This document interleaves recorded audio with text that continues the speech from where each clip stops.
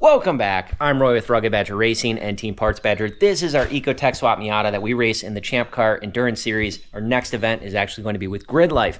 Now, just a quick update after Autobahn Country Club. We're going through the car and we have found a number of issues. So I'll start over here with a ball joint. Now, the lower ball joint, both bolts, there's an inner bolt and then an outer bolt, both were loose.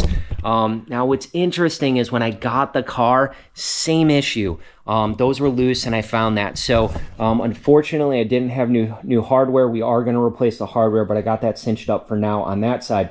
We also noticed a pretty significant issue with the steering rack. Steering rack is out of the car, and I'll try to show you the play here.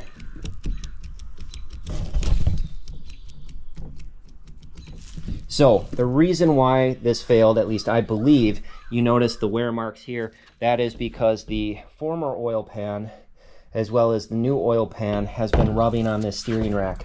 And I believe the heat that it injected into this along with the vibration caused the internal bushings to fail.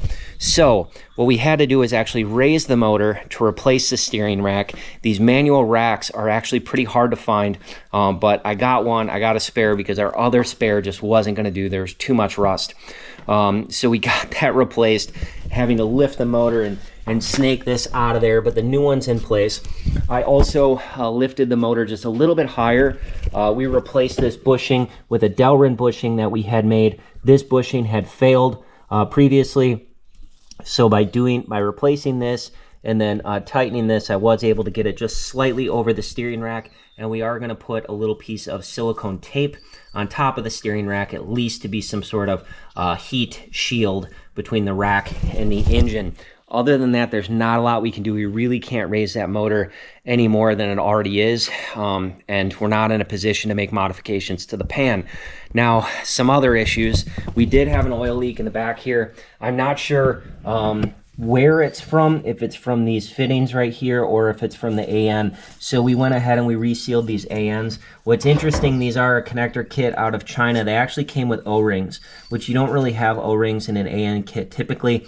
It looks like they just jam these into the thread anyway. So I took those out. I looked at the seals. They look fine. I cinched that up. Now it might actually be these fittings. These fittings have play in them. They had play in them when I first got them. So we'll see. I'm going to pressurize the system and see if that leak went away.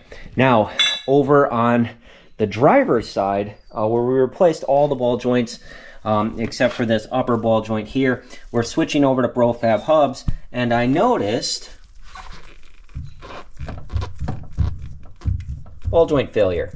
And this is a brand new ball joint that we had replaced at Autobahn Country Club after the contact, and it's already bad.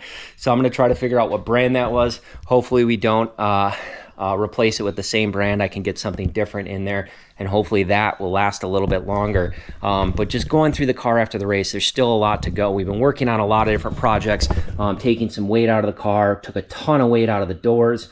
We got the rear bumper cover that's going to be removed, took some weight out of some other things. I'll do a separate video on that as well. We also built a new splitter for Grid Life. I'm working on another splitter for ChampCar right now, and we have a dyno coming up. So if you like this content, please like and subscribe below.